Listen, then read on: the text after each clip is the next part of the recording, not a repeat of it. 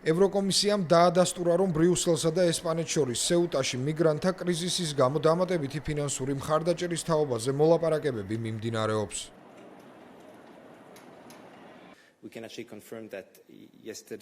ჩვენ შეგვიძლია დავადასტუროთ, რომ გუშინ კომისიამ ესპანეთისგან პირველადი საჭიროებების შეფასება მიიღო, ამიტომ ახლა ძალიან სწრაფად ვამოწმებთ ამ დოკუმენტს, რათა გამოვძებნოთ დახმარების გაწევის საუკეთესო გზა.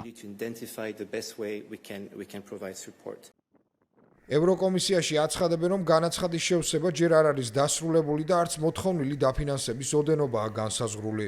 ეს თანხა დაემატება მიმდინარე კვირას საგანგებო დახმარებისთვის მიგრაციული კრიზისის განსახილველად მოწვეული შეხვედრის შემდეგ უკვე გამოყოფილ 114 მილიონ ევროს.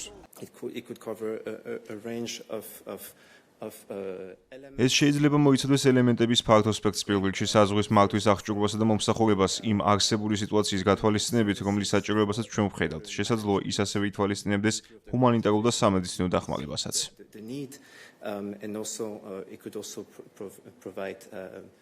ესპანეთის ოფიციალურმა პირებმა 3 აგვისტოს განაცხადეს, რომ 70,000 ადამიანი უკვე დაბრუნდა მაროკოში გასული კვირის ინციდენტის შემდეგ, რომლის შედეგადაც 88 ადამიანი დაიღუპა. ამის მიუხედავად სეუტის პრეზიდენტის თქმით 5,000-მდე ადამიანი, მათ შორის 860 თანხლები პირის გარეშე დარჩენილი არასრულწლოვანი ქალაქში რჩება. სეუტაში მოქმედი არასამთავრობო ორგანიზაციები აცხადებენ, რომ ისინი მზად არ არიან ამ ტიპის კრიზისთან გასამკლავებლად. მათი თქმით, ბევრი ჩამოსული ბავშვი სიცხითა და შიმშილით იტანჯება.